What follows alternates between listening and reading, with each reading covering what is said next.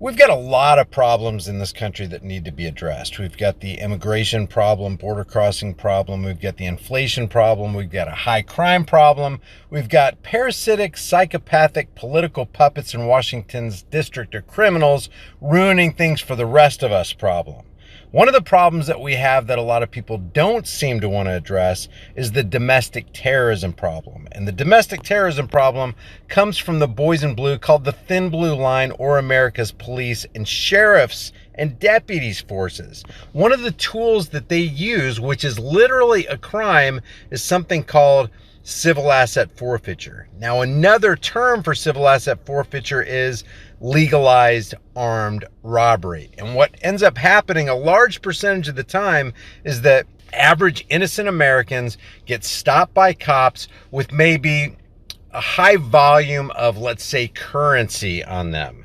And when the cops see that, they suspect, or they say they suspect, that that money may be used for nefarious purposes, and we need to stop fueling the Mexican drug cartels and get all that money off the street. So they treat you, the American citizen, the innocent American citizen, and if you doubt this, look up Stephen Lara and see what the Nevada Highway Patrol did to him when they lifted $87,000 of this veteran's life savings as he was making his way from Texas to California to visit his daughters. Check that out. That's just one example of civil asset forfeiture, or legalized armed robbery against an innocent American who did nothing wrong. Now, what they do is they take this, they don't charge you with the crime. They just take your money, or they take your valuables, or they take your property. They'll take your car. They can take your house in a lot of cases. But for the most part, it's property that you have. Like, remember that video that I did where they took this guy and his girlfriend's stash of gold and silver, and that was his property that he got by honest means? Well, we've got another example of this, and this is just one more piece of evidence to demonstrate that these guys are not serving and protecting, they're harassing and collecting. Check this out. Two Chinese nationals are behind bars in East Texas tonight after officers found nearly 20 gold bars in their vehicle during a traffic stop on Interstate 20. The two men are now charged with money laundering. Thank you very much for being here tonight. I'm Casey Koviak. And I'm Isaac Ramirez. We begin tonight with KETK's Ashlyn Anderson. She is here to explain how officers made this discovery in tonight's top story. Ashlyn. Casey, Isaac, nearly 20 gold bars worth about $250,000 were seized during a traffic stop on I-20 Thursday. Officials today blaming current immigration policies. A shocking discovery made Thursday after two Chinese nationals were pulled over by a Wills Point police officer for a traffic violation on Interstate 20 just east of Canton. He used translation services that law enforcement has available to them, was very suspicious of their activities. So acting on his suspicion, he ran his dog on this vehicle. The canine alerted the officer, leading to a search of the vehicle. Inside, police found gold bars worth $250,000. Currently, very suspicious of their activities. What exact activities made the officer suspicious? And if he was suspicious, did he use at least reasonable articulable suspicion that a crime had been committed before getting the dog to ruin and run over his Fourth Amendment right to be secure in his person? Now, we hear buzzwords in this news story. Chinese nationals. We're going to blame the immigration process. These people were in this country illegally. What was the reason for the initial stop? What had these human beings done to give the officer probable cause, not reasonable articulable suspicion? That's the lower standard from Terry v. Ohio. But what probable cause did the officer have to justify bringing a dog out so that he could further trash his Fourth Amendment rights, or their Fourth Amendment rights? What, they're going to pin them for money laundering when they had $250,000 worth of gold on board, and they're seizing it. And while they do have a charge of money laundering, there's no crime that has been committed here. That's just a charge made up out of thin air. And the reason this should bother you, people can sit there and go, Well, Brian, it's because they're illegals, man. You can't be illegals in here. The initial traffic stop is what will corral you and lasso you into being viewed by law enforcement as a possible criminal.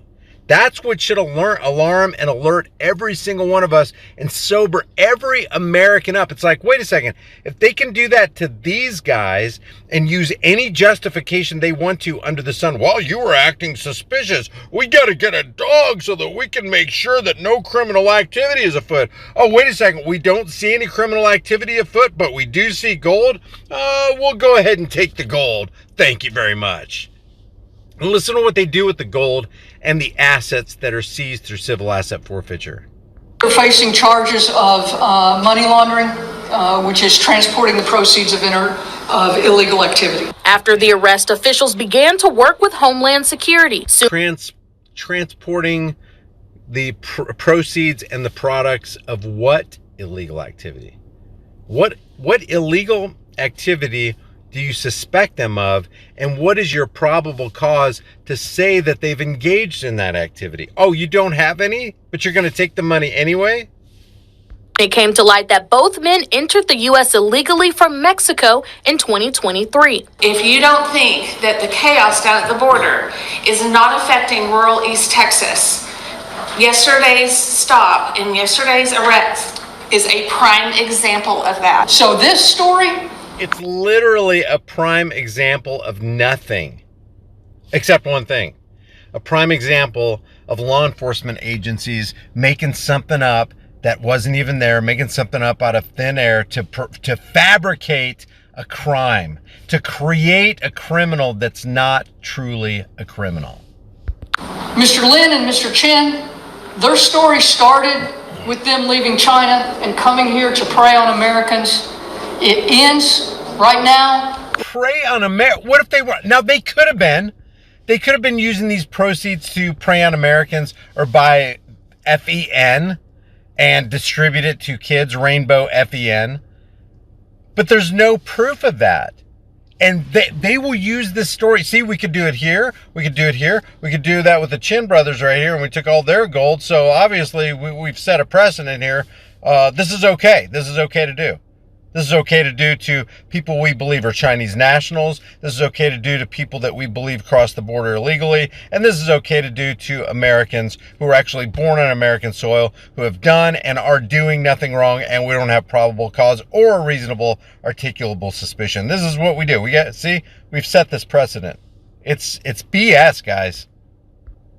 Thus taking $250,000 worth of gold from their organization. If the money is proven to come from criminal activity in court, it will go to the county and be invested into law enforcement. The tool of civil forfeiture allows us to take it from the criminals and put it in our budget and use that money to turn around and buy more tools, give more training, hire more officers. If a court does not prove the gold bars were obtained illegally, the county will have to return them.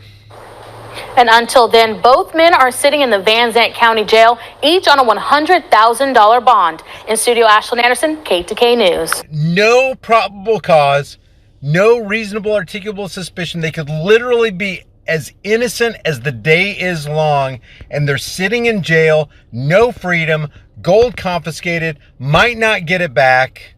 And you cannot tolerate this. Not one single American who's watching this video should ever tolerate civil asset forfeiture. It needs to go.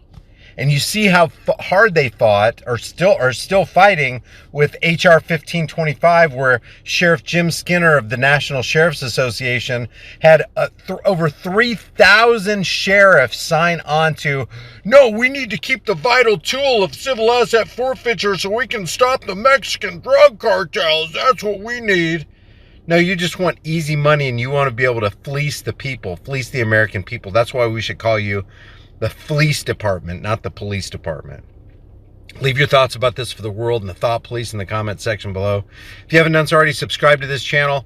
Hit the bell notification icon, give it a thumbs up, share it with everybody you know. Don't forget to subscribe to my email list through my website, highimpactflix.com, and my brand new channel called The Disturbing Illusion. It's the Exposure of the Political Parasites channel, let's call it. Left parasites and right-leaning parasites. Grab a shirt, become a channel member, but more importantly, know that you have rights, you have freedoms, and they need to be protected. I will see you in the next video.